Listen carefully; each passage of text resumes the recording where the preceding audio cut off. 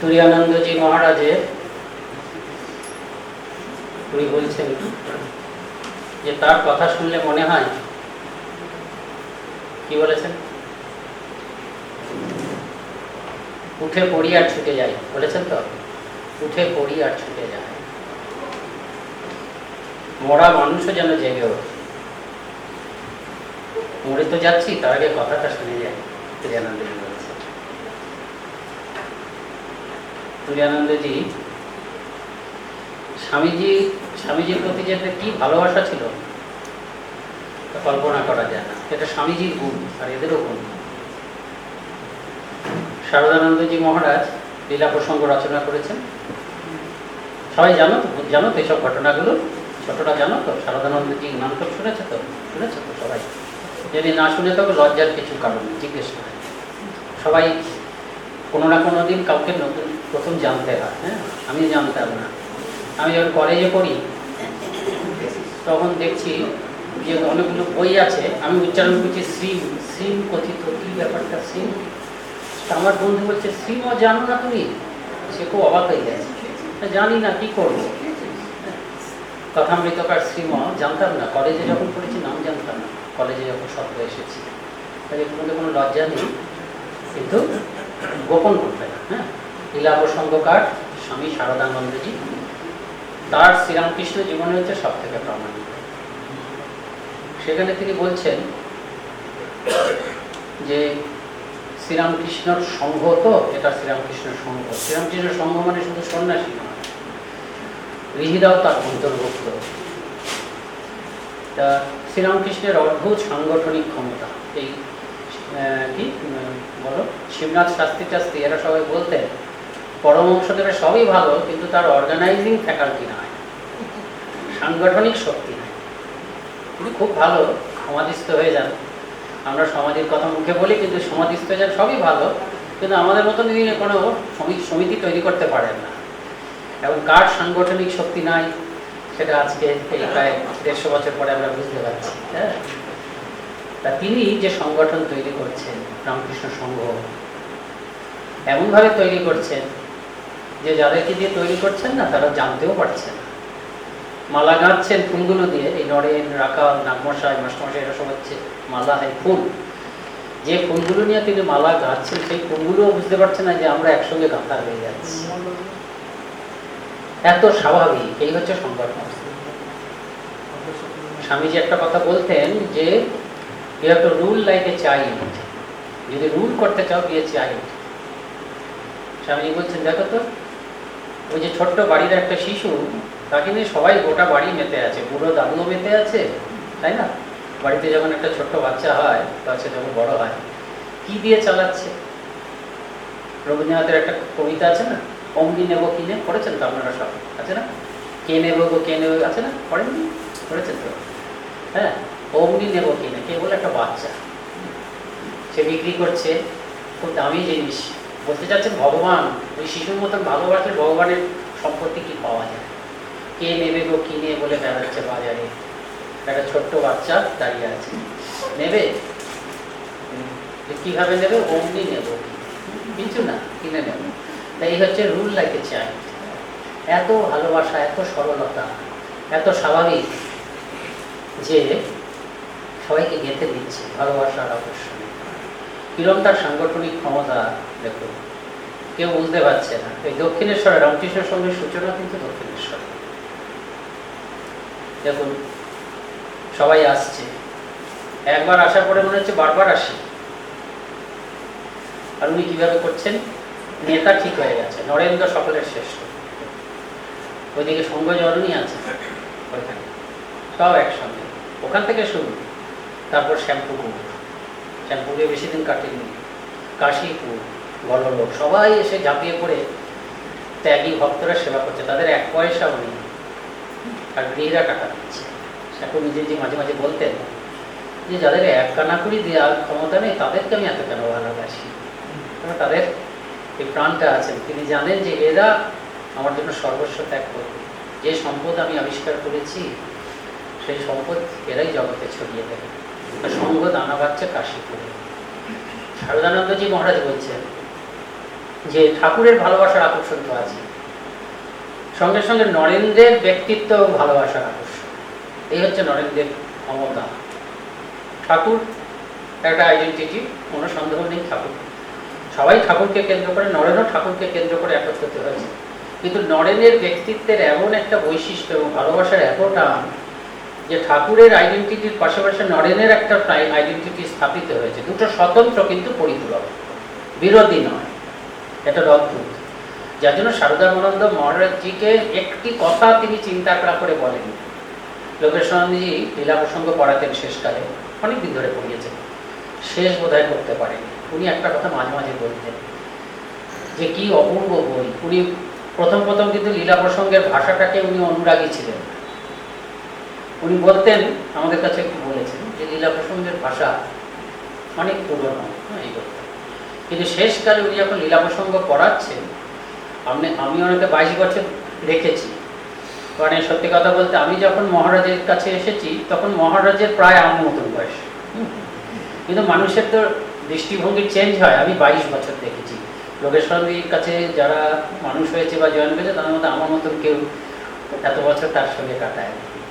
সে পুরনো দিনের কালীপদ মহারাজ, অশোকানন্দজি মহারাজ, মূর্ষানন্দজি মহারাজ, প্রভানন্দজি মহারাজ, তারপর পরবর্তীকালে পূর্ণাথ, সবাইকে ধরে আমি হিসাব করে দেখলাম ঠাকুরের কৃপা আমার এই সৌভাগ্য হয়েছে 22 বছর তার সঙ্গে পেয়েছি। এবং সেটা হচ্ছে একেবারে পাকা আম যখন তিনি হয়ে গেছেন সেই সময় থেকে, এটা আমার সৌভাগ্য, অবশ্যই সৌভাগ্য, মানে ঠাকুরের আশীর্বাদ। তা ওনার প্রতি দৃষ্টিভঙ্গিটা পরিবর্তন। তারপরে যখন শেষকালে শেষ 5-6 বছর উনি লীলা প্রসঙ্গ কাজ করেছেন এবং আমাদের কাছেও বলেছেন, ক্লাসেও বলেছে যে একটা অসাধারণ গ্রন্থ। এর মধ্যে একটি শব্দ বাদ দেওয়া যায় না, একটি শব্দ যোগ করা যায় না। কাজে উনি কোনোটা চিন্তা ভাবনা না করে উনি নিজে বলেছেন যা আমি অনুভব করে আমি তা লিখিনি। তা সেখানে তিনি বলছেন এই কথা যে শ্রীরামকৃষ্ণের ভালোবাসার আকর্ষণ তো আছে, তার সঙ্গে সঙ্গে পাশাপাশি কাজ করছে নরেন্দ্রনাথের আকর্ষণ। এই দুইয়ের আকর্ষণে এই ত্যাগী সন্তানেরা এমনভাবে পরস্পরের প্রতি ভালোবাসায় আবদ্ধ হয়েছে, এমন একটা ভালোবাসা যেই ভালোবাসা এক পরিবারের মানুষদের মধ্যেও দেখা যায় না। এই হচ্ছে তার অপূর্ব ভালোবাসা। এই ভালোবাসা পারস্পরিক, এই ভালোবাসার টানে ওদের ভালোবাসা উদ্বেল হচ্ছে।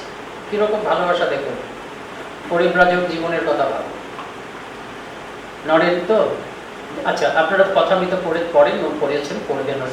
কথামিতে পরিশিষ্টে আছে, দেখবেন পরিশিষ্টে আছে সবাইকার প্রাণে, স্বামীজি বলছেন আমি সবাইকার প্রাণে আগুন জ্বালিয়ে তাদেরকে এনেছি। স্বামীজি এটা সব বলতো যে ওই নরেন ছড়াটাই নষ্টের করা।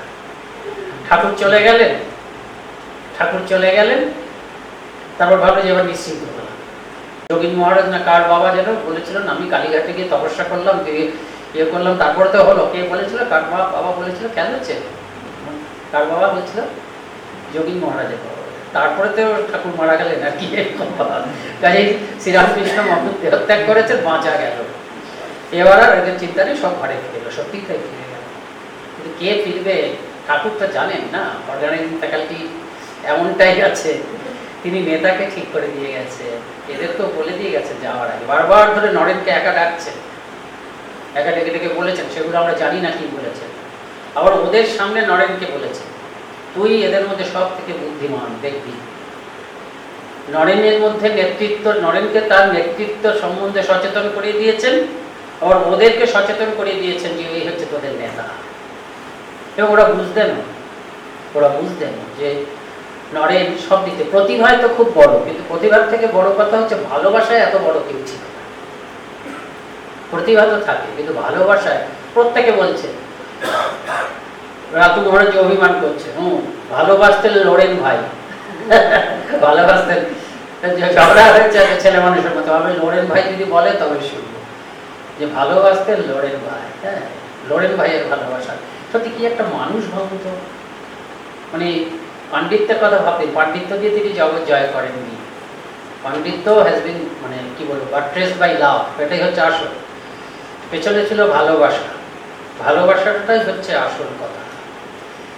তা ওই ফিরেছেন তো বিজয়ী বীরের মতন ফিরেছেন, সবাই ব্যস্ত। নরেন্দ্রনাথ তো আর তখন শুধু বড়নগর মঠের নরেন্দ্রনাথ নয়, মনের বিবেকানন্দ বিশ্ব সারা ভারতের সম্পত্তি হয়ে গেছে।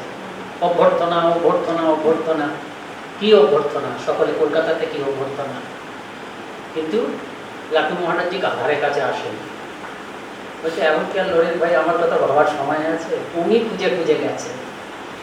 তুই কি রে, তুই আসিস নি কেন? হ্যাঁ না, বলে তুই জানেন যে তার গুরু ভাইটা যে অদ্ভুত, সকলের মধ্যে আলাদা জানেন, তুই কি করতি, কে তোকে খেতে দিত?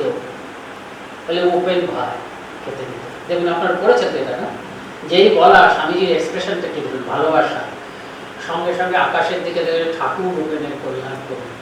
তার এই প্রিয় ভাই, এই সাধু সমাজে সকলের থেকে আলাদা ভাইটা, এই অন্যদের মতন চলে না, সত্যি সত্যি অদ্ভুত। উপেন তার এই প্রিয় ভাইটাকে দেখেছে, তিনি তো সময় দিতে পারেননি, অন্য গুরু ভাইয়েরাও সময় দিতে পারেননি ভাইটার দিকে তাকাবেন, প্রত্যেকেই নিজের নিজের আধ্যাত্মিক ব্যস্ত। কিন্তু সেই সময় উপেন, ওই বসুমতীর উপেন বাবু, উপেন কি পদক দিয়েছেন কি মুখোপাধ্যায়, হ্যাঁ উপেন্দ্র মুখোপাধ্যায়, বসুমতী উপেন মুখোপাধ্যায়। তা উপেন ভাই তাকে দেখেছে, সঙ্গে সঙ্গে আকাশের দিকে তাকিয়ে যে ঠাকুর উপেনের কল্যাণ, ভগবান উপেনের কল্যাণ। এই হচ্ছে ভালোবাসা। সেই ভালোবাসার আকর্ষণ কিরকম, যে স্বামীজি এরা তো সব পরিব্রাজক জীবনে যাচ্ছেন, যেতে যেতে যেতে যেতে এসে পৌঁছেছেন কোথায়, বিরাটে এসে পৌঁছেছেন, পড়েছেন তো, বিরাটে এসে পৌঁছেছেন। আরও সবাই এলো, অদ্বৈতানন্দজি, রাজা মহারাজজি, সবাই এসে জমে গেল, অনেক কয়েকটা গুরু হয়, সবাই পরিব্রাজক। করতে করতে অখণ্ডানন্দজির সঙ্গে বেরিয়েছিলেন, এবার আর একেবারে হিমালয়, স্বামীজি বারবার ধরে হিমালয়ে যাওয়ার চেষ্টা করেছে।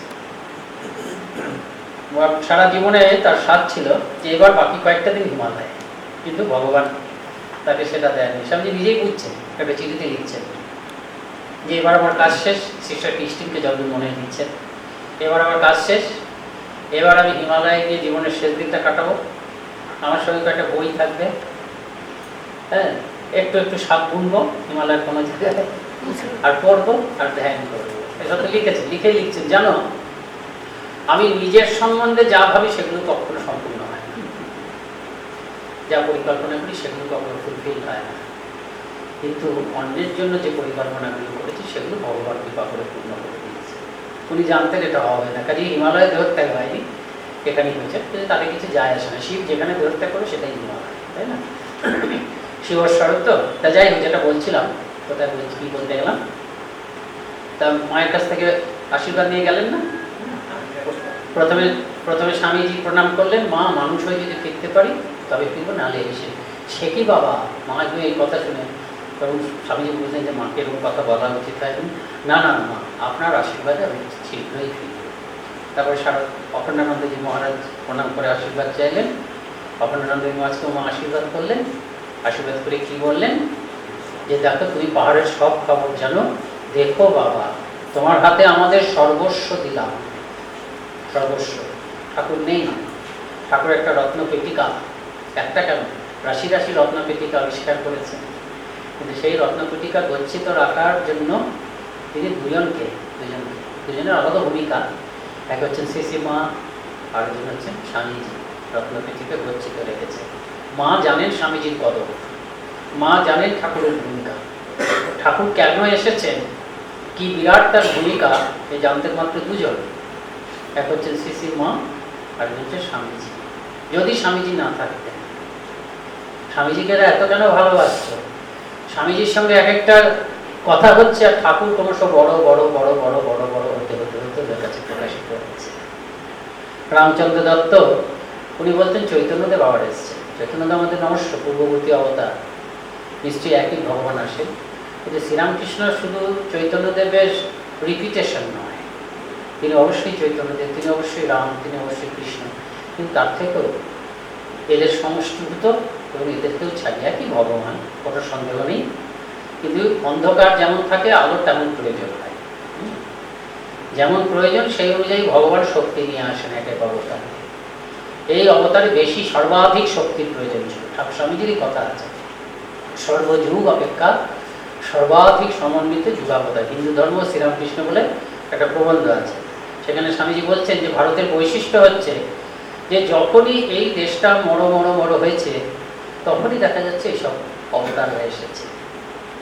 যখনই অন্ধকার তখনই আলো নিয়ে অবতার হয়ে এসেছে। তারপরে তিনি বলছেন কিন্তু এই যুগে, এই পরাধীন যুগে যে অন্ধকার দেখা গিয়েছিল আর যেমন যে অমানিসা দেখা গিয়েছিল, আগের যুগের অমানিসা এর তুলনায় সমুদ্রের কাছে গোষ্পদের তুল্য। গোষ্পদ জানো তো? জানিস গোষ্পদ? বল। গোষ্পদ গো মানে কি? গরু। পদ মানে পা। গরু যদি নরম মাটিতে পা ফেলে ফুটো হয়তো, আমি ফেললেও হবে, গরু ফেললে হবে না, আমাদের বলেনি, গরুর কথাই বলা হয়েছে। বুঝতে পেরেছি। সেই যে গরুর যে অর্থটা হলো, বৃষ্টি পড়লে ওখানেও জল হবে, বৃষ্টি পড়লে একটা পুকুরেও জল হবে, একটা সমুদ্রেও জল হবে। বলছি ওইটুকু জল আর সমুদ্রের জলে যেমন তফাৎ, সেটা হচ্ছে গোষ্পদ তুল্য, খুব ছোট্ট। যে আগের যুগে যে অন্ধকার হয়েছিল, তখন যে অবতারা এসেছিল, সেই অন্ধকার হচ্ছে এই ঊনবিংশ শতাব্দীর অন্ধকারের তুলনায় গোষ্পদ তুল্য। তার ফলে কি হলো, শ্রী ভগবানকে, একই ভগবান, যে ভগবান রাম হয়ে এসেছিল সেই ভগবানই রামকৃষ্ণ, সেই জন্য শ্রী ভগবানকে এবার সব থেকে বেশি শক্তি নিয়ে আসতে হবে। ধর একজন রিসার্চ গাইড, হ্যাঁ, বিশ্ববিদ্যালয়ের নাম করা মানে অত্যন্ত পণ্ডিত অধ্যাপক, সে একজন রিসার্চ স্কলারকে গাইড করছে।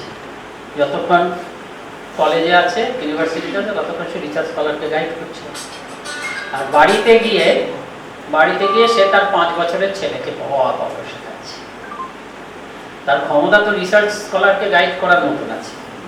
যদি 5 বছরের ছেলেটাকে যখন পড়ায়, তখন কি ওই ক্ষমতাটা এখানে লাগায় না, তাই না? তেমনি শ্রী ভগবানের ওই রিসার্চ স্কলারকে গাইড করার ক্ষমতা থাকলেও যেমন প্রয়োজন সেরকম ব্যবহার করে। অন্য অবতারে যেমন প্রয়োজন হচ্ছে কম নিয়ে এসছেন। এই যুগে অন্ধকার, ওই মহাসাগরের সমান অন্ধকার, সেই জন্য শ্রী ভগবান তার যে শক্তি ভাণ্ডার থেকে, তার অসীম শক্তি ভাণ্ডার থেকে এ যাবৎকাল, পরে হয়তো আরো বেশি শক্তি নিয়ে আসতে পারেন, ভবিষ্যৎ যায় না, ভগবানের ইতি করা যায় না। স্বামীজি বলছেন, ঠাকুর বলছেন যে সব থেকে হীন বুদ্ধি হচ্ছে ভগবানের ইতি করা। এই যে যারা বলে না ভগবান শুধু আমার ধর্মেই আছে, তারা এই ভুলটি করে। ভগবানকে কোনো রাস্তার মধ্যেও সীমাবদ্ধ করা যায় না। আমি যদি বলি ভগবান শুধু হিন্দু ধর্মে আছে, ভগবান শুধু খ্রিস্ট ধর্মে আছে, তাহলে আমি ভগবানকে ইতি করছি, ভগবানের সম্বন্ধে আমি শেষ কথা বলতে পারি না। কাজে এ যাবৎকাল পর্যন্ত ভগবান তার অসীম শক্তি ভাণ্ডার থেকে সর্বাধিক শক্তি নিয়ে এসেছেন। সেই জন্য শ্রীরামকৃষ্ণ সেই মণিমাণিক্য আবিষ্কার করেছেন, সম্পত্তি, সেটা বুঝেছেন ঠাকুর, মা বুঝেছেন আর স্বামীজি বুঝেছেন। সেই জন্য মা একমাত্র জানেন স্বামীজির পদবশ। সেই জন্য তোমার হাতে আমাদের সর্বস্ব দিলাম, বাঁচিয়ে রাখতে হবে। শুধু মা বেঁচে থাকলে হবে না, শুধু স্বামীজি বেঁচে থাকলেও হবে না, উভয়কে থাকতে হবে। একজন আরেকজন ছাড়া এই রামকৃষ্ণের সঙ্গে দাঁড়াবে না। শ্রীরামকৃষ্ণের মিশন সেই 1886 খ্রিস্টাব্দে শেষ হয়ে যাবে যদি শ্রী মা না থাকেন, যদি স্বামীজি না থাকেন। এই জন্য সর্বস্ব দিলাম, তুমি পাহাড়ের সব খবর জানো, দেখো নরেনের যেন খাবার কষ্ট না, এই বলে। সেই জন্য গেছেন, যেতে যেতে যেতে যেতে তারা হঠাৎ, স্বামীজি আর অখণ্ডানন্দজি ছিলেন, কিন্তু আরো কয়েকজন জুটে গেল, মিরাটে গিয়ে হাজির হলেন। মিরাটে দেখা গেল স্থানটা যেন দ্বিতীয় বরানগর মঠ হলো। এই তোমাদের যখন মনে হবে অনেকক্ষণ বলে ফেলেছি, হ্যাঁ, তখন দাঁড়িয়ে পড়বে, হ্যাঁ, উসকুস করবে, আমি বুঝে যাবো, মুখের করে বলতে পারবে না, আমি বুঝে যাবো। আচ্ছা, তারপরে মিরাটে হয়ে গেল দ্বিতীয় বরানগর মঠ হলো, খুব আনন্দ। এর মধ্যে মিরাটের একটা ঘটনা, এটা আমার অনুমান যে মিরাটই সেই ঘটনা, খুব আনন্দ করছেন যে অখণ্ডানন্দজি একটা লাইব্রেরিতে যান, বই নিয়ে আসেন স্বামীজির জন্য, পরের দিন ফেরত দেয়। এখন লাইব্রেরিয়ান কিছু বই টই দিচ্ছে, বই চাইলে তো দিতে পারতো, কিন্তু সন্দেহ, মোটামোটা বই। একদিন মধ্যে অখণ্ডানন্দজিকে বলেছেন এরকমভাবে লোক দেখানোর কি মানে। তা অখণ্ডানন্দজির তো খারাপ লাগবেই, স্বামীজির সম্বন্ধে বলেছেন, দিয়ে এসে স্বামীজিকে বলেছে। স্বামীজি পরের দিন বা তার যাই হোক এই লাইব্রেরিতে হাজির হলেন। এই যে স্বামীজি লাইব্রেরিতে হাজির হলেন, এটা আমার অনুমান যে স্বামীজি কখনো আত্মপক্ষ সমর্পণ করতেন না। রাজনারায়ণ ঘোষের সঙ্গে যখন দেখা হয়েছিল, রাজনারায়ণ ঘোষ না বসু, রাজনারায়ণ বসুর সঙ্গে যখন দেখা হয়েছিল, স্বামীজি বলেছিলেন বলবি না যে আমি ইংরেজি জানি। কারণ রাজেন্দ্র বসু প্লাস কথাটা এসেছে, প্লাস তো বুঝতে পারবে না, মূর্খ সাধু, তাকে এরকম করে দেখিয়েছিলেন। হ্যাঁ, তারপরে দেখে যখন কাগজে দেখলেন পরে মানে আমি জানতাম যে মাতৃভাষার মতনই ইংরেজি বলতে পারে, যে সেটা বোঝিনি, আমি হাত থেকে ইংরেজি জানেন না। কাজে স্বামীজি নিজেকে প্রকাশ করার কোনো দরকার ছিল না, কিন্তু গুরু ভাইয়ের মনটা খারাপ হয়েছে, লেগেছে তো, কিন্তু গুরু ভাইয়ের সম্মান রক্ষা করার জন্য তিনি গিয়ে হাজির হলেন। হাজির হয়ে বললেন যে আপনি জিজ্ঞেস করুন, সব তো বললেনই, কোনো কোনো জায়গায় হুবহু বলে মুখস্থ বলে যাচ্ছে, শুধু সারমর্ম না, অনেক জায়গায় মুখস্থ। এইসব যখন খুব আনন্দ, হঠাৎ স্বামীজি ঘোষণা করলেন এবার থেকে আমার পেছনে কেউ যাবি না, আমি একা কিছু না, আমার একটা বিরাট ব্রত আছে, আমি একা না চলতে হয়। ব্রতটা বিরাট। ব্রতটা কি? ব্রতটা হচ্ছে এই যে, যেটা আপনারা পরিব্রাজক জীবনে পড়বেন, ব্রতটা হচ্ছে কি, ঠাকুর তাকে দায়িত্ব দিয়ে গেছে। ঠাকুর তাকে এই ছেলেদেরকে একসঙ্গে রাখার দায়িত্ব দিয়েছেন। ঠাকুর তাকে আরেকটা দায়িত্ব দিয়েছিলেন, মাতৃভূমির পুনরুজ্জীবন। এই যে স্বামীজি এত দেশের কথা বলেন, সেটা ঠাকুরের জন্য, এবং এই মাতৃভূমির পুনরুজ্জীবনের কাজটা করানোর জন্য নিবেদিতাকে গেছে। অনেকে সবাই বলে না নিবেদিতা চলে গেলেন এইসব করে, একদম বোকামি, মানে না, নিবেদিতার ওটা কাজ স্বামী ইয়ে করেছিলেন। যার জন্য রামকৃষ্ণ মিশনের সঙ্গে নিবেদিতার সম্পর্কটা খুব ভালো ছিল। স্বামীজি কোনো গুরু ভাই যদি 1947 সালের পর পর্যন্ত বাঁচতেন তবে আমরা জানতাম, এটা না করলে হতো না। রামকৃষ্ণ মিশন ব্যান করে দিত ইংরেজ সরকার, এত কঠিন ব্যাপার ছিল। রবীন্দ্রনাথ ঠাকুর শান্তিনিকেতনে স্থান দিতে পারছেন না, ওই ভূপেন্দ্রনাথ দত্ত কোন একটা স্বাধীনতা সংগ্রামী, তাহলে এখন খুব সময় খারাপ, এটা সংগ্রাম ইয়েতে করবে, দিনকাল ভালো হলে ওটা শান্তিনিকেতনে স্থান দেবে, এরকম কঠিন অবস্থা। যাই হোক, ওটা বর্ণ প্রসঙ্গ। তা সেই জন্য স্বামী আলাদা হয়ে গেলেন। অখণ্ডানন্দজি বললেন তুমি যদি পাতালেও যাও তবে আমি তোমার সঙ্গে যাবো। আচ্ছা, এবার অখণ্ডানন্দজি কীরকম ছুটছেন স্বামীজির কাছে, 1 বছর হয়ে গেছে, স্বামীজি রাজস্থানে গেছেন, হঠাৎ অখণ্ডানন্দজি মনটা এবার স্বামীজির জন্য ব্যাকুল হয়ে উঠল। কত কত ছুটেছেন যেন আমার এত ধারণা ছিল না।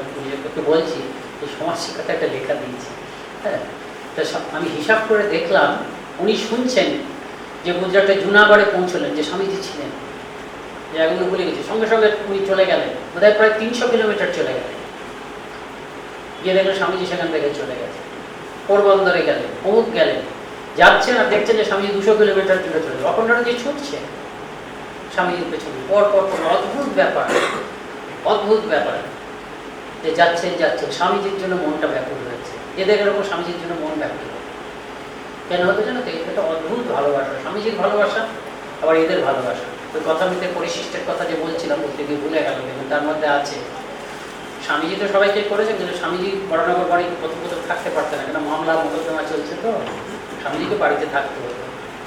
কিন্তু ওখানে বর্ণনা আছে যে নরেন্দ্রনাথ একটা কাজের জন্য কলকাতায় গেছে, সেই জন্য গুরু ভাইদের মন খারাপ, আবার আসবেন, যে মঠের ভাইয়েরা নরেন্দ্রনাথের অদর্শন সহ্য করতে পারে না। এইরকম নরেনের ভালোবাসার আকর্ষণ, ঠাকুরের ভালোবাসা, নরেনের ভালোবাসা, এটা একটা অদ্ভুত অলৌকিক ভালোবাসা। তা যাই হোক, এই অখণ্ডানন্দজি ঘুরতে ঘুরতে ঘুরতে ঘুরতে মান্ডবীতে যাচ্ছে, শুনেছেন মান্ডবীতে যখন গেলেন, শুনলেন যে স্বামীজি চলে গেছেন আশাবরীতে গেছে। আবার তিনি গেলেন, আশাবরীতে যখন গেছেন তখন শুনলেন যে স্বামীজি আবার আশাপুরী থেকে মান্ডবীতে গেছে, আবার তিনি মান্ডবীতে গেলেন। এটা হচ্ছে 1892 খ্রিস্টাব্দের বোধহয় মাঝামাঝি বা প্রথম। মান্ডবীতে গিয়ে শোনেন না, স্বামীজি আছে একদিন শেঠজির বাড়িতে, না সঙ্গে সঙ্গে ছুটলেন স্বামীজিকে দেখার জন্য। তা উনি তার স্মৃতিকথাটা পড়ে দেখবেন। এই জায়গাগুলোর নাম আমি জানতাম, কিন্তু আমি দূরত্বগুলো জানতাম না। আমি কিছুদিন আগে ইন্টারনেটে, হয়তো দূরত্বের একটু, তখনকার দিনে রাস্তাঘাট দূরত্ব আর কী করে পারবে, দূরত্ব তো একই থাকবে না রে, হ্যাঁ, দূরত্ব তো একই থাকবে। তাই আমি ইন্টারনেটে দেখলাম, স্তম্ভিত হয়ে গেলাম। প্রত্যেকটার মধ্যে 200 মাইল, 150 মাইল, 50 মাইলের তফাৎ। তিনি কিন্তু ছুটে ছুটে যাচ্ছে। তা মান্ডবীতে শেঠজির বাড়িতে গেলেন। শেঠজির বাড়ি থেকে প্রথম যে দর্শন, স্বামীজি বসে আছেন ভেতরে, দরজার কাছ থেকে দেখছেন, কি দেখলেন? ওই যে রূপ লাবণ্যে ঘর আলো করে বসে আছে। নরেন সকলের থেকে শ্রেষ্ঠ জানেন, কিন্তু এই নরেন সেই নরেন না, এই নরেন অন্যরকম নরেন হয়ে গেছে। এর কিছুদিন আগে ত্রিগুণাতীতানন্দজির সঙ্গে দেখা হয়েছে। স্বামীজি ত্রিগুণাতীত বলে দিচ্ছিলেন, হঠাৎ দেখা হয়েছে। সে মজার ব্যাপার, ত্রিগুণাতীতানন্দজি গিয়ে ওখানে উঠেছেন, ওই দক্ষিণ গুজরাটের কোনো জায়গায়। তা শুনেছেন সাধু কোথায় গেলে তো সাধুদের সঙ্গেই থাকবে, একটা সাধুদের আশ্রমে রয়েছেন, সেখানে কিছু পরিব্রাজক সাধু আছে, তারা হিংলাজ যাবে, হিংলাজ তীর্থস্থান, কিন্তু হিংলাজ যাওয়ার সোজা পথ হচ্ছে সমুদ্রের উপর দিয়ে যাওয়া, তার জন্য ওদের জাহাজের ভাড়া লাগবে। তা কী করবে, যে এখানে দেওয়ানের সঙ্গে দেখা করতে পারছে না, কিন্তু দেওয়ানজির বাড়িতে একজন খুব ইংরেজি জানা বিদ্বান সাধু আছে, আর তীব্রনাথের জন্মজিও বিদ্বান। সে বলছে যে আপনি তো বিদ্বান, আপনি একটু ওই বিদ্বান সাধুর সঙ্গে কথা বলে আমাদের একটু হিংলাজে যাওয়ার ব্যবস্থা করে দেয়। ঠিক আছে, তা তীব্রনাথ বিদ্যানন্দজি ওই সাধুদেরকে নিয়ে যাচ্ছে। এদিকে স্বামীজি তখন দেওয়ানজির এতে ছাদে ছিল, দূর থেকে দেখছে জানি সারদা আসছে, দেখছে সারদা কোথেকে আসছে, সাধুদা আসছে, আর সামনে আছে সারদা, সারদা মানে তীব্রনাথ বিদ্যানন্দ।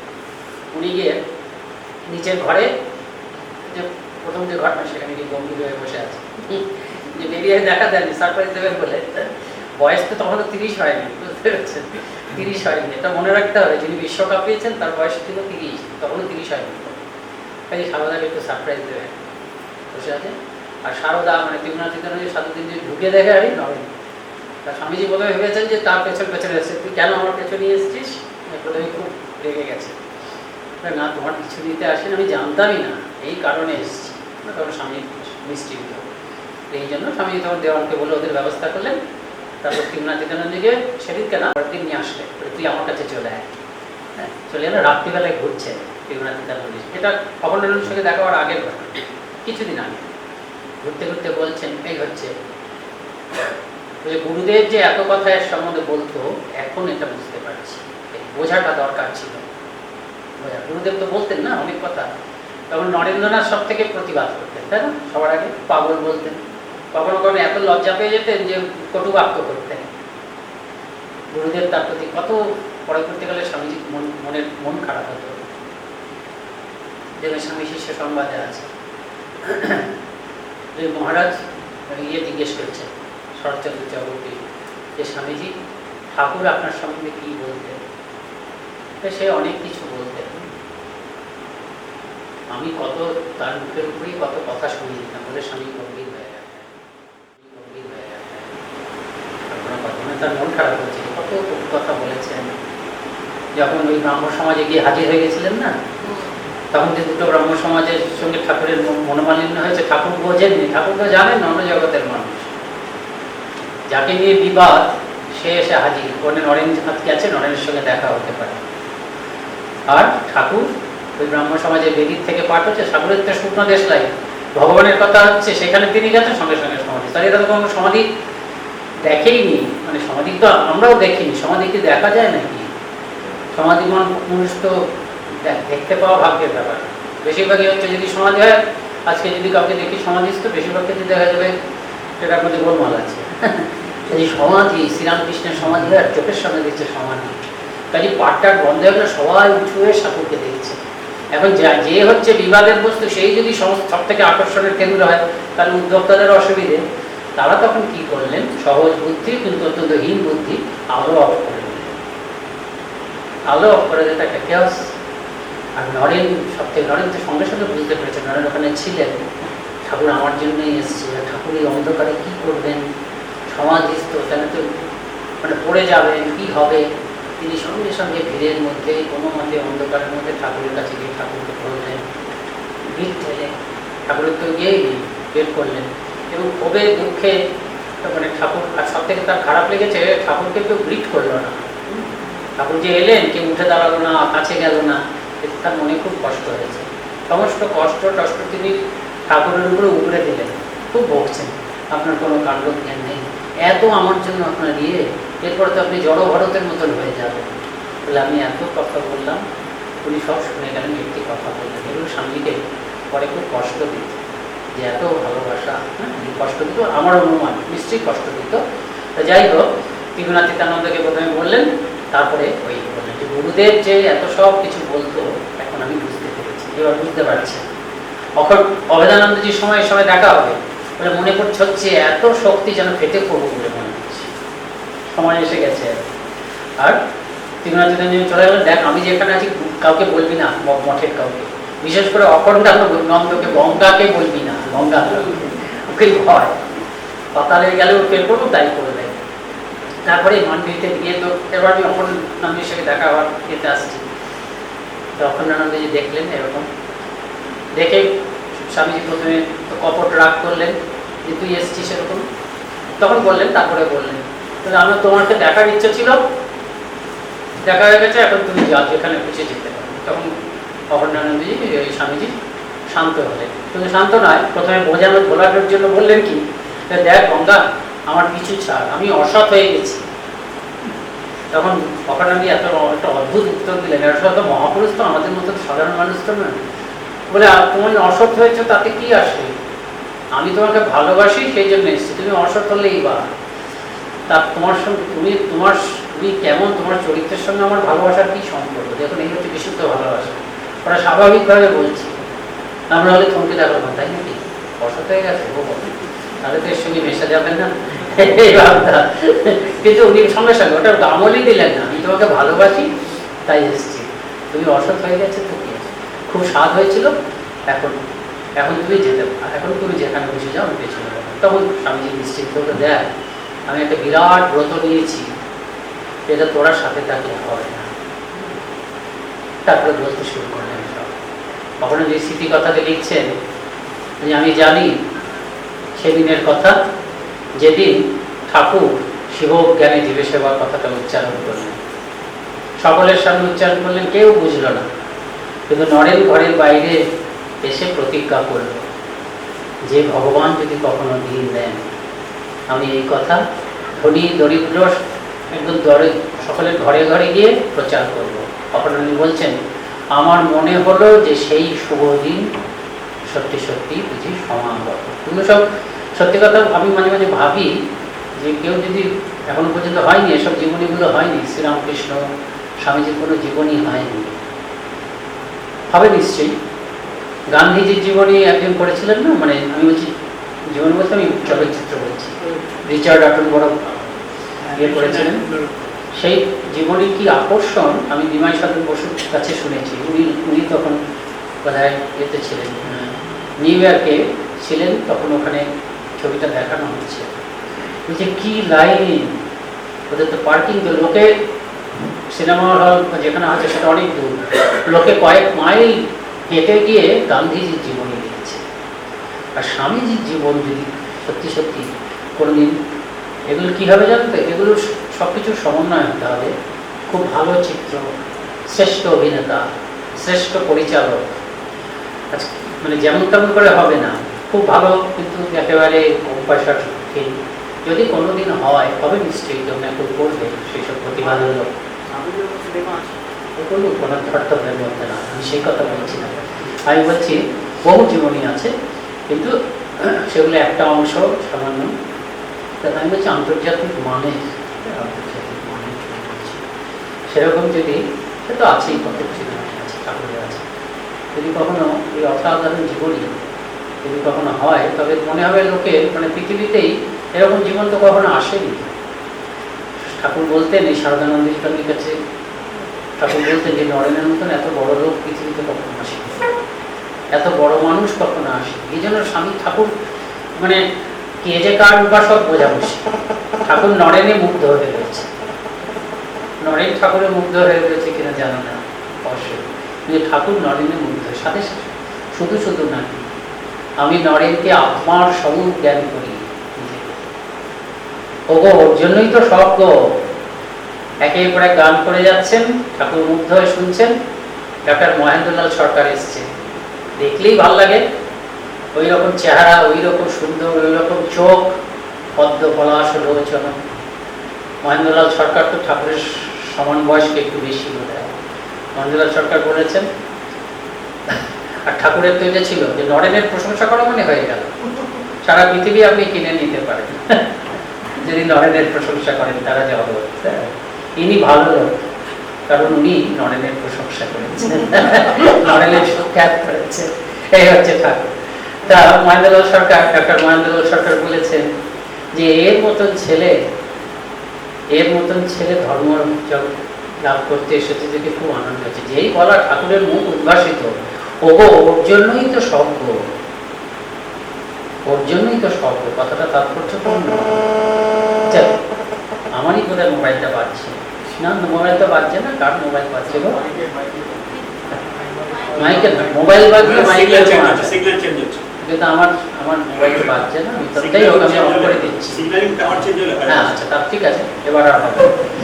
তো ওর জন্যই তো সব কথাটা তো তাৎপর্যপূর্ণ। ওর জন্যই তো সব, মানে যা কিছু করেছেন উনি তো ছড়িয়ে দেবেন না, উনিই ছড়িয়ে দেবেন, সারা পৃথিবী ছড়িয়ে দেবেন। তারপরে এই পর্যায়টা বলছে, যখন এখন যেহেতু শিকাগোর পরিমণ্ডলে আমরা আছি, সেটা বলছি, তো এই হচ্ছে সকলের মনে হচ্ছে স্বামীজি বুঝতে পেরেছেন যে সেই দিন এসে গেছে। অখণ্ডানন্দজি বুঝতে পারছেন সেই দিন সমাগত। স্বামীজি জুনাগড় থেকেই শুনছেন, তিনি তো ঘুরছেন, তো ঘুরতে ঘুরতে ঘুরতে ঘুরতে আসছেন শিকাগো ধর্ম মহাসভা। শিকাগো ধর্ম মহাসভাটা হবে প্রথমে ঠিক ছিল না। প্রথমে ঠিক ছিল কলম্বাসের আমেরিকা আবিষ্কার উপলক্ষে একটা বিশ্ব মেলা হবে, ওয়ার্ল্ডস ফেয়ার হবে।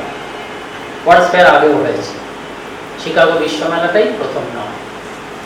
ওয়ার্ল্ডস ফেয়ার হবে, মেলাতে যা হয়, কিন্তু সব থেকে বড় মেলা। কত বড় মেলা, কত একর? আসানসোলে আপনারা অনেকে গেছেন না, আমি যখন ছিলাম। আসানসোলের এলাকাটা হচ্ছে 55 একর, বেশ বড় তো না?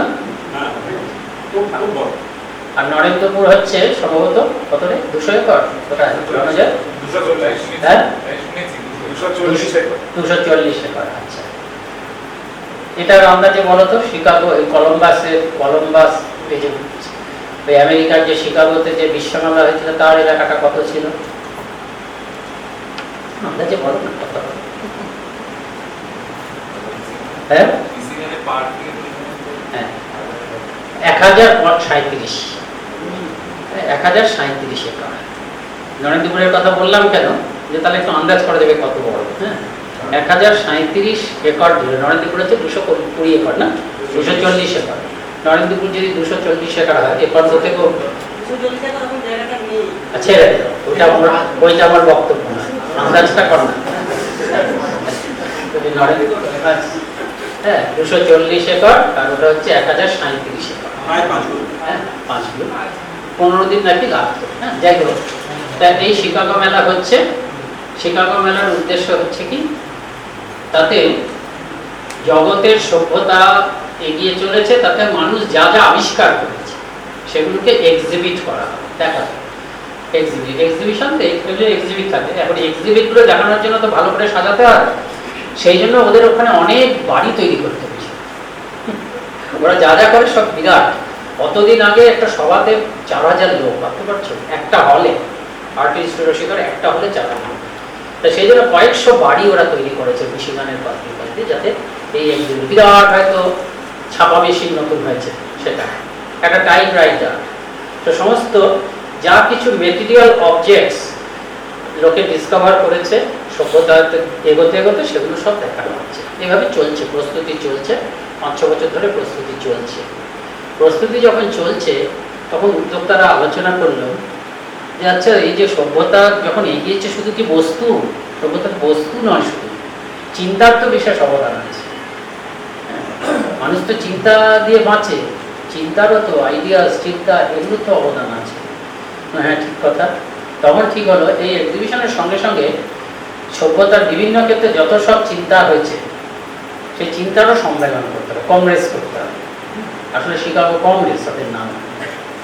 তাহলে মানে অর্থনৈতিক চিন্তা, সমাজতাত্ত্বিক চিন্তা, নারী প্রগতি চিন্তা, এইসব বিভিন্ন চিন্তা নিয়ে সারা পৃথিবীর তাবড় চিন্তাবিদরা এসে এইসব বিভিন্ন ক্ষেত্র নিয়ে, বিভিন্ন দিক দিয়ে আলোচনা করবে। সেই জন্য ঠিক হলো, এই এক্সিবিটগুলো যেমন, এই প্রদর্শনী যেমন চলবে, সঙ্গে সঙ্গে 20টা কংগ্রেস হবে, 20টা বিশ্ব সম্মেলন। 20টা বিশ্ব সম্মেলনের মধ্যে ধর্ম থাকবে কিনা প্রথমে ঠিক ছিল না। তখন তাদের মধ্যে বলা শুরু, আমরা আজকাল ধর্ম নিয়ে না শীতকালে, তো মজার কথা বলছি, পরে প্রশংসা করছি, আবার এটা নিয়ে একটু মজাও করছি। পশ্চিমবঙ্গ সরকার বর্তমান সরকার খুব উৎসাহ নিয়ে এই শিকাগো এটাকে পালন করবে বলে এগিয়ে এসেছে। আপনারা জানেন বোধহয়, কাগজে দেখেছেন যে একটা রাজ্য পর্যায়ে একটা কমিটি তৈরি হয়েছে, চিফ মিনিস্টার তার চেয়ারপারসন পার্থ চ্যাটার্জিও তার মধ্যে মেম্বার, আমাদের ইয়াং সেক্রেটারি মহারাজ, আমি এবং শুভপরানন্দজিও মেম্বার। এবং ওই 11ই সেপ্টেম্বর থেকে 19শে সেপ্টেম্বরটা হচ্ছে সম্প্রীতি সপ্তাহ। এবং ওরা এখনই সার্কুলার চলে গেছে, তোমরা যারা স্কুলে আছো ওটা পেয়েছো না? কেউ তো শিক্ষক শিক্ষিকা আছে তো নাকি? সার্কুলার পেয়েছো তো? ওই কম্পিটিশান, এটা কে বললো পেয়েছি? আচ্ছা আচ্ছা, তো কম্পিটিশন হবে। বই পেয়েছো? আচ্ছা, বই, হ্যাঁ বই, তাই এগুলো সব আমাদের সহযোগিতায় গোটাটা ওরা লিখেছে।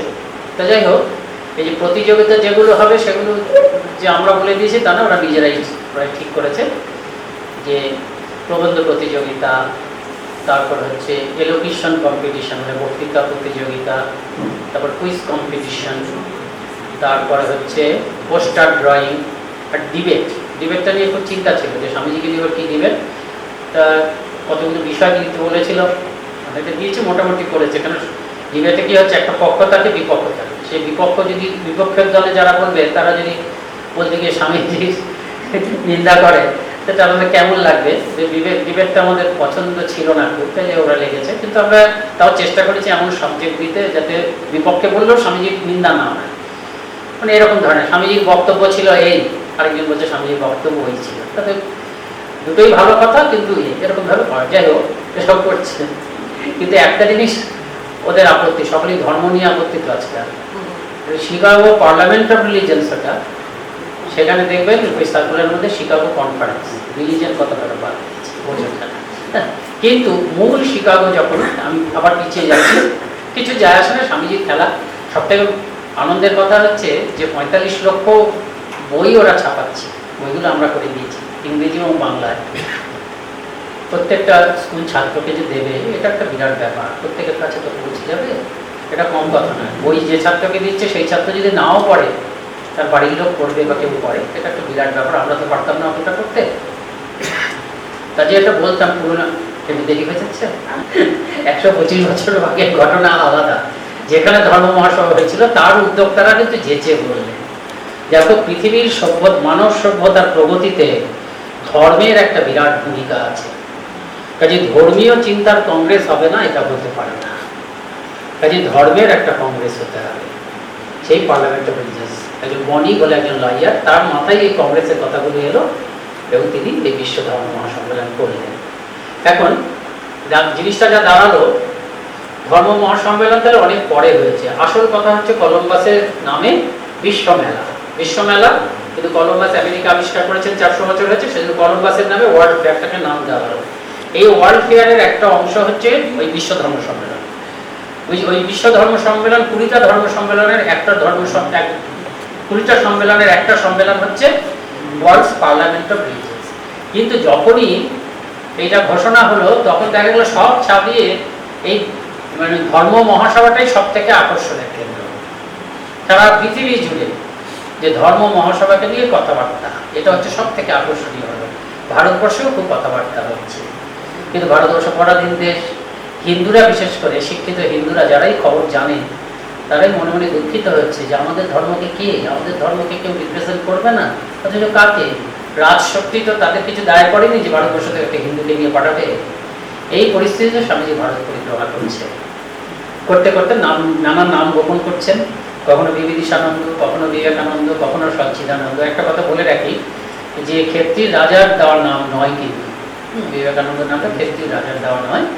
ক্ষেত্রীর রাজার সঙ্গে দেখা হওয়ার আগের থেকেই আমরা চিঠিপত্র পেয়েছি যে স্বামীজি বিবেকানন্দ নাম লিখছেন, কিন্তু ক্ষেত্রীর রাজা হয়তো বলে থাকতে পারেন যে স্বামীজি এই নামটাই আপনি এবার থেকে ব্যবহার করবেন, কিন্তু নামটা তার দেওয়া না। তাই হোক, এই করতে করতে যখন এগোচ্ছেন, যেই স্বামীজির সঙ্গে দেখা হচ্ছে লোকে ভাবছে যে ইনি ছাড়া আর কে, তাকে রিকোয়েস্ট করে স্বামীজির কানে যাচ্ছে, স্বামীজি কোথাও মাথা দেন। ধীরে ধীরে ধীরে ধীরে যখন জুনাগড়ে এসছেন তখন অনেকে শঙ্কর পাণ্ডুরাম, মহাপৌরী এরা সব বলতে শুরু করলেন আপনি যান। এই করতে করতে স্বামীজির মনেও এটা গাঁথছে আর কি, গাঁথা একটু সিরিয়াসলি চিন্তা করছেন। দেখা যাচ্ছে জুনাগড়েই প্রথম তিনি বললেন, জুনাগড় না খান্ডোয়াতে তিনি বললেন যেমন যাতায়াতের খরচ যদি কেউ যায় আমি যেতে পারি।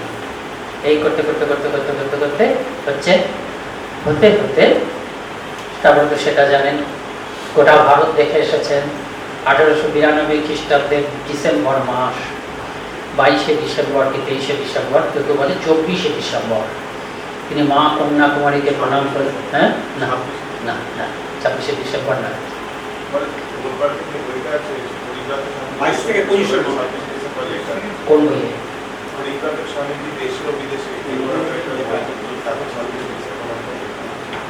ওটা তো আমার লেখা,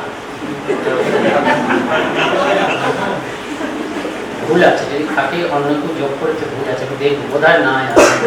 হ্যাঁ, বোধহয় নয়, যতদূর 22 থেকে। এবং একটা যেটা মত আছে, এতে আছে যতদূর মনে হচ্ছে শৈলেন্দ্রের বইয়ে, স্বামীজি ধ্যান করেছিলেন, খুব সম্ভব ওটা 24শে ডিসেম্বর হতে পারে। গভীর মনোযোগ বইও এটা আছে। হ্যাঁ, ওই সময় 26শে ডিসেম্বর বোধ হয় নয়, 26শে যদি প্রথম দিন যেদিন গেছেন সেটা 24শে ডিসেম্বর, কারণ 24 থেকে 26 হতে পারে, 24, 25, 26 সেটা হতে পারে। কিন্তু যাই হোক, ডিসেম্বর মাসের শেষে তো ওই 1 পয়সা ভাড়া চাই, পারলেন না, মানে নেই, মাঝি দিল না, তখন তিনি ঝাঁপিয়ে পড়লেন, ঝাঁপিয়ে পড়ে গেলেন। আমি অনেকদিন ধরে ভাবতাম, বইয়ে যদিও আছে, আমি তখন খেয়াল করিনি যে স্বামীজি হঠাৎ ওখানে যেতে গেলেন কেন। পরে কন্যাকুমারী থেকে জানলাম যে ওই জন্য গেছেন যে মায়ের পায়ের ছাপ আছে, মা ওখানে দাঁড়িয়ে, মা ওখানে এক পায়ে দাঁড়িয়ে তপস্যা করেছিলেন শিবের জন্য, সেজন্য পায়ের ছাপ আছে। ওরা নিজেদের ভাষায় শ্রীপদ পড়াই বলতো আগে ওই রকটাকে। তা সেখানে গিয়ে তিনি প্রণাম করলেন, নিশ্চয়ই মাকে প্রণাম করে এই দিকে তাকিয়ে ধ্যানে বসলেন। দূর থেকে কেউ কেউ দেখেছে, এবং সেই যে প্রত্যক্ষদর্শী তারই বিবরণ অনুযায়ী, ফলে করে আরেকবার দেখো, গভীর মনোযোগ বইটা দেখো, তো আমিও দেখবো যে তার ধারণা যে 3 দিন স্বামীজি ওরকম ধ্যান করেছিলেন। যদি 24 তারিখটা প্রথম দিন হয় থাকে, সেটা থেকে 24, 25, 26 হতেই পারে। তা ধ্যান করলেন, ওইখানে গিয়ে ধরা যেতে পারে, আমরা বলতে পারি তিনি নিশ্চিত হয়ে গেলেন। কেন ভারতবর্ষের ঋষি যারা যারা যেরকম যুগান্তকারী মহাপুরুষ, তারা কোনো মাথা দিয়ে কাজ করেন না, সব কাজ মাথা কাজ করে, কিন্তু ভেতরের নির্দেশ না হলে কিছু করেন না। এই ভেতর থেকে দেখতে না, ওই ভেতর থেকে এই প্রথম তিনি দেখলেন যে এই ভারতের অতীত, বর্তমান, ভবিষ্যৎ। অতীতের এত গৌরব, বর্তমানের এই অবস্থা, কি তফাৎটা কি? ধর্ম। উনি একটা সেন্ট্রাল, স্বামীজি খুঁজে বের করতে চেষ্টা করছেন, একটা কি মূলসূত্র কি পাই? মূলসূত্র বলেন ধর্ম, এটাই চলছে। এই ধর্মকে ধরেই ভারতবর্ষ অতীতে বড় হয়েছিল, বর্তমানে ধর্ম নেই, ধর্মকে ধরেই, কিন্তু সেই ধর্মের চেহারা একটা অন্যরকম চেহারা হবে এই যুগের। তার ভেতরটা একেবারে সেই উপনিষদের ধর্মই থাকবে, চিরকালের ধর্ম, কিন্তু প্রয়োগটা আলাদা। প্রয়োগটা হচ্ছে কি, এই লোকালয়ে বসেই ধর্মচর্চা, মানুষকে ভালোবেসেই ধর্মচর্চা। যে ধর্ম কথা শিবজ্ঞানী, জীবসেবাটা ইত্যাদি যেগুলো করেছেন, উনি বুঝলেন, এবং উনি যেটা দেখেছিলেন বিবিতা সেটা বলেছেন। অতীত ভারতবর্ষ ভবিষ্যৎ ভারতবর্ষের তুলনায় সামান্য। অতীত ভারত, ভবিষ্যৎ ভারত এত বড় হবে, বিবিতাকে উনি বলেছেন, এগুলো সব নতুন নতুন, বিবিতা না থাকলে বুঝতাম না আমরা। বিবিতাকে বলেছেন যে অতীত ভারতবর্ষ খুব বিরাট বড় ছিল, কিন্তু তুমি জানবে ওটা হচ্ছে শৈশব, একটা বিরাট একটা ধরো প্রতিভা, ধরো তেন্ডুলকর আমি বলছি, সে ছোটবেলায় হয়তো একটু একটু ক্রিকেট খেলতো, এবং তার মধ্যে ঝলক, ভবিষ্যতের ঝলক দেখা যেতে হয়। হ্যাঁ, অতীত ভারত, যে ভারত উপনিষদ, ঋষি, কত বিজ্ঞানী, কত অঙ্ক করেছে, সেটা হচ্ছে ভবিষ্যৎ ভারতের প্রতিভার ঝলক মাত্র। বুঝতে পারছো কি বলছি? আসল যে ভবিষ্যৎ ভারত, সেই মানে যে ভারত মানে গ্রোন আপ ভারত, সেই ভারত ওর থেকে হাজার হাজার গুণে বড় একটা নতুন যুগ, এবং সেটা আসবে ধর্মকে গ্রহণ করে। এবং স্বামীজি পরিষ্কার বুঝলেন যে তার ভূমিকা একটা আছে, তার ভূমিকা আছে, তিনি জানেন, ওটা ঠিক হয়ে গেল যে আমাকে পাশ্চাত্যে যেতে হবে। কিন্তু তারপরে শ্রীরামকৃষ্ণের নির্দেশ পাওয়ার জন্য অপেক্ষা করলেন। এবার তিনি আবার ম্যাড্রাসে এলেন, শ্রীরামকৃষ্ণের নির্দেশ, ওরা টাকা তুলেছিল, তাহলে করে দাও, বিলিয়ে দাও, ঠাকুরের নির্দেশ।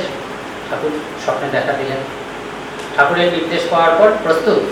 কিন্তু মা, শিশি মা তো ঠাকুরেরই অংশস্বরূপিনী, সেজন্য মায়ের কাছ থেকে পারমিশন পেলেন, এবার তাহলে যাবো বলে এবার চললেন। তারপর তো কাহিনী সব। এবং তিনি যাওয়ার আগে ইয়েকে বললেন, তুরীয়ানন্দজিকে বললেন, হরি ভাই, ওই যে সম্মেলনটা হচ্ছে না, ওটা আমার জন্য হচ্ছে, আমার মন তাই বলছে। এখন এই যে এই যে পশ্চিমবঙ্গ সরকার যে বই লিখতে বলেছে না, সেটা তৈরি করতে আমাদের উপর দায়িত্ব পড়েছিল না, আমাকেই করতে হলো। ওই পরিব্রাজ স্বামীজি এইসব বইগুলো নিয়েই ছোট, ওরা খুব ছোট করতে বললো, যাই হোক 20 পাতার মধ্যে। ওটা করতে করতে হঠাৎ একটা জিনিস দেখলাম, কী করে দেখলাম মনে পড়ছে না, একটা ওয়েবসাইট ঘাটতে গিয়ে দেখি world's parliament of world's religion বলে একটা ওয়েবসাইট আছে, খুললাম, তোমরা দেখো। সেখানে গিয়ে দেখি যে এইটা কীভাবে হয়েছে, যে 1993 সালে যখন শিকাগোর 100 বছর হচ্ছে, তখন আমেরিকার কিছু কিছু মানুষ তারাও শিকাগোতেই এই 100 বছরটা পালন করবে ঠিক করলো। সেই জন্য 1988 থেকে তারা প্রস্তুতি নিল এবং একটা সমিতি করলো। তার মধ্যে আমাদের আমেরিকার একজন বৈদেশিক সাধু আছে দেখলাম। তা সেই সমিতি যখন করেছে, ওরা 1993 সালে শিকাগো একটা করেছে এবং সঙ্গে সঙ্গে একটা ওয়েবসাইট করেছে। 1993 হয়েছে মানে এখন 25 বছর হয়ে গেছে। এই 25 বছরের মধ্যে কিন্তু ওরা মাঝে মাঝে 3 বছর, 4 বছর, 5 বছর, 6 বছর করে ব্যবধানে ব্যবধানে বিভিন্ন জায়গায় ধর্ম মহাসভা পার্লামেন্ট রিলিজিয়স করছে, 5-6টা করেছে। এবারও টরন্টোতে আছে, এই 2018-তে টরন্টোতে আছে। এবং ওয়েবসাইটে কী হয়, পুরনো পার্লামেন্টের খবর আছে, তো ছোটো ছোটো খবর আছে। প্রথম পার্লামেন্টারি রিলেশন তো স্বামীজিটা 1893। আমি ওটা ক্লিক করলাম, ক্লিক করে কি দেখছি জানো তো, যে স্বামীজির কথাটা ঠিক, এটা আমার জন্য হয়েছে। ক্লিক করে দেখলাম যে সেখানে বলছে যে আজকাল সারা পৃথিবীতে ইন্টারফেথ ডায়ালগ, ইন্টার রিলিজিয়াস ডায়ালগের ভীষণ কদর। বলছে যে এই 1893 খ্রিস্টাব্দে ধর্ম মহাসভার থেকেই এই ইন্টারফেথ ডায়ালগ শুরু হলো। আচ্ছা, এটা বললো তারপরে ওই ধর্ম মহাসভাটা কত গুরুত্বপূর্ণ। তারপরে বলছে এই ধর্ম মহাসভাতে one attractive Hindu monk filled the audience by addressing them as sisters and brothers of America. He introduced Hinduism to America. এইটুকু ছোট্ট খবর, কিন্তু অত ধর্ম মহাসভার অত সব কিছুর থেকে শুধু স্বামীজিকে নাম হয়েছে। আচ্ছা, হ্যাঁ, হিন্দু ধর্ম। আচ্ছা, তিনি হিন্দু ধর্মের কথা প্রথম বলেছেন। আচ্ছা, তারপরে স্বামীজি একটা হিন্দু ধর্ম বক্তৃতা করে দিয়েছেন। স্বামীজির হিন্দু ধর্ম বক্তৃতার বৈশিষ্ট্যটা হচ্ছে কি, ওটাই তার অফিসিয়াল পেপার ছিল, ওইটাকে ভেবে চিন্তা করতে পেরেছেন। অনেকে মনে করে 11ই সেপ্টেম্বরের বক্তৃতাটাই একমাত্র বক্তৃতা, তো না। 11ই সেপ্টেম্বর, 19শে সেপ্টেম্বর, 27শে সেপ্টেম্বর মাঝে মাঝে স্বামীজিকে বক্তৃতা করতে হয়েছে, কারণ সবাই চলে যাচ্ছে, কেউ বসে থাকতে পারছে না। ডাল বক্তৃতা তখন অ্যানাউন্স করা হতো যে 5 মিনিট বলবেন উনি, শেষে ওই 5 মিনিটের বক্তৃতা শোনার জন্য সেটা স্বামীজি বেশ কয়েকটা বক্তৃতা করেন, সব বক্তৃতা রেকর্ড নেই। কিন্তু প্রধান 3টি বক্তৃতা হচ্ছে 11ই সেপ্টেম্বরের বক্তৃতা, যেটা sisters and brothers of America, আর এই 19শে সেপ্টেম্বরের বক্তৃতাটা অত্যন্ত গুরুত্বপূর্ণ, কারণ সেটা একটা প্রধান পেপার। আর 27শে সেপ্টেম্বর লাস্ট দিনের বক্তৃতা, যেখানে আবার তিনি একেবারে বক্তৃতার শিখরে পৌঁছে গেছিলেন বাগদিনটা। তাই হিন্দু ধর্ম বক্তৃতার স্বামীজি হিন্দু ধর্মের বৈশিষ্ট্যটা হচ্ছে কি, তিনি কোনো হিন্দু ধর্মের কোনো নির্দিষ্ট সেক্টের কথা বললেন না, কোনো শাখার কথা বলেননি। হিন্দু ধর্মের যে সাধারণ যে মানে বিষয়বস্তুগুলো সেগুলো বলেছেন, শেষ করেছেন একটা বিশ্বজনীন ধর্মের কথা বলে। এটাই হচ্ছে সবথেকে বৈশিষ্ট্য। স্বামীজির মূল ভাব হচ্ছে এটাই। স্বামীজির একটা কথা আছে, it is good to be born in a church but bad to die there. এখানে চার্চ মানে কিন্তু খ্রিস্টান চার্চ না, চার্চ মানে হচ্ছে যে কোনো ধর্ম খ্রিস্টান। স্বামীজি বলছেন মানেটা হচ্ছে it is good to be born in a religion, যে তুমি যদি একটা কোনো নির্দিষ্ট ধর্মের মধ্যে জন্ম না করো, গ্রহণ না করো, তাহলে তোমার ধর্মজীবনটা পরিপুষ্ট হবে না, এটাই বলছে। তাই একটা প্রাতিষ্ঠানিক ধর্মে জন্মগ্রহণ করলে ভালো, তাহলে তোমার ধর্মভাবটা গভীর হবে না। But it is bad to die there. কিন্তু সারা জীবন তুমি তোমার নিজের ধর্মের মধ্যে সীমাবদ্ধ থাকলে অন্য ধর্মের প্রতি তোমার শ্রদ্ধা মানে উদার হলে না, তা না। কাজে প্রত্যেকটা ধর্মই শেষ হবে বিশ্বজনীন ধর্মে। স্বামীজি হিন্দু ধর্মকে শুধু এই ক্রেডিট দিয়েছেন যে হিন্দু ধর্মই হচ্ছে প্রথম ধর্ম, যে ধর্মের মধ্যে ইভলিউশনের স্কোপ আছে, এবং হিন্দু ধর্মেই প্রথম নিজেদের ধর্মকে বিশ্বজনীন ধর্ম হিসাবে আবিষ্কার করেছে। কিন্তু প্রতিটি ধর্মের মধ্যেই বিশ্বজনীন ধর্ম হওয়ার সুযোগ রয়েছে, সম্ভাবনা রয়েছে, যদি তারা ওই ইভলিউশনকে তারা মানে জন্য রাস্তা খুলে দেয়, এবং সেটাই হবে হচ্ছে ভবিষ্যতের ধর্ম। স্বামীজির কথা হচ্ছে যে একটা ধর্ম যদি বিশ্বজনীন ধর্ম হয়, তবে প্রত্যেকটা ধর্মই বিশ্বজনীন ধর্ম। এটা স্বামীজি পরিষ্কারভাবে বলেছে। কাজে স্বামীজির ওই হিন্দু ধর্ম বক্তৃতাটা হচ্ছে খুব গুরুত্বপূর্ণ। ভগিনী নিবেদিতা যে বাণী রচনার ভূমিকা লিখেছেন, সেই ভূমিকাতে উনি পরিষ্কারভাবে লিখেছেন যে ভবিষ্যতে ভারতীয় সন্তানের মাতারা তারা যখন তাদের সন্তানদের নিজেদের ধর্ম সম্বন্ধে পরিচিত করিয়ে দিতে চাইবে, তখন তাদের বারবার করে এই স্বামীজির এই রচনাগুলি, তিনি হিন্দু ধর্ম বক্তৃতাটার সঙ্গে বলছেন, এর মধ্যে আসতে হবে। অর্থাৎ ওটা দেখি আমরা প্রকৃত হিন্দু ধর্ম বুঝতে পারি। এবং স্বামীজি যখন হিন্দু ধর্ম বক্তৃতাটা শেষ করছেন, সেটা বললাম বিশ্বজনীন ধর্মের কথা বলছেন, বলে তিনি বলছেন, স্বামী খুব ভদ্রলোক ছিলেন তো, স্বামী বলছেন যে আমেরিকাকে ধন্যবাদ যে অশোকের সভা কি বলে অশোক চেষ্টা করেছিলেন, আকবর চেষ্টা করেছিলেন, কিন্তু সেগুলো পরিপূর্ণ হয়নি। এই যে প্রতিটি ধর্মের মধ্যেই ভগবান আছে, এই মহাসত্য জগতের সামনে উপস্থাপিত করার গৌরব একমাত্র আমেরিকাই লাভ করছে। স্বামীজি খুব বিনয়ী ছিলেন বলে এই কথা বলছেন। এই গৌরব আমেরিকার লাভ প্রাপ্য নয়। হ্যাঁ, যারা উদ্যোক্তা তাদের প্রাপ্য, যারা শ্রোতা যারা উদ্যোক্তা তাদের প্রাপ্য ততটা নয় পরিষ্কারভাবে, কিন্তু যারা শ্রোতা তাদের প্রাপ্য। শ্রোতারা এই উদার ধর্মকে গ্রহণ করেছেন। এই উদ্যোক্তারা চেষ্টা করলেন, যখন শেষকালে কি হলো যে বহু লোক সমালোচনা করতে শুরু করলেন। হ্যাঁ, যখন হচ্ছে তখন ধর্মমহাসভা হয়নি, যে খ্রিস্ট ধর্মই একমাত্র ধর্ম, সেই খ্রিস্ট ধর্মের সঙ্গে আরেকটা অন্য ধর্মকে এক প্ল্যাটফর্ম থেকে বলতে দেওয়া, এটা তো যীশু খ্রিস্ট, ট্রিজন এগেইনস্ট ক্রাইস্ট, যীশু খ্রিস্টের প্রতি বিশ্বাসঘাতকতা। ধর্মসভার উদ্যোক্তারা তারা তো উদ্যোগ নিয়েছেন, কাজে তারা অতটা অনুদান না হলেও তাদেরকে ইনিয়ে বিনিয়ে তাদেরকে প্যাসিফাই করতে হলে কিভাবে, যে আপনারা যা বলছেন ঠিক। কোন পর্যায়ের মানুষ প্রতিবাদ করছে? আর্চ বিশপ অফ ক্যান্টারবারি, প্রোটেস্ট্যান্টদের যে মাথা, সে বলছে যে আমি যাবো না এই ধর্ম মহাসভায়। ভেবো না যে আমার শরীর খারাপ হবে, অনেকটা দূরত্ব ট্রাভেল করতে হবে, আমি পারবো না, তা নয়। আমি মনে করি যে খ্রিস্ট ধর্মই একমাত্র ধর্ম, আলো আর অন্ধকারকে পাশাপাশি বসানো যায় না। তখন উদ্যোক্তারা ইনিয়ে বিনিয়ে উত্তর দিয়ে, আপনি যা বলেছেন ঠিকই, light and darkness cannot coexist, but light and twilight can coexist. হ্যাঁ, আলো এবং ততটা আলো নয়, টুইলাইট মানে ওই আলো এবং অল্প আলো। হ্যাঁ, ওই যে দিন যাচ্ছে রাত যাচ্ছে সেই সময়টাকে বলি তো, আলো অন্ধকার একসঙ্গে আছে।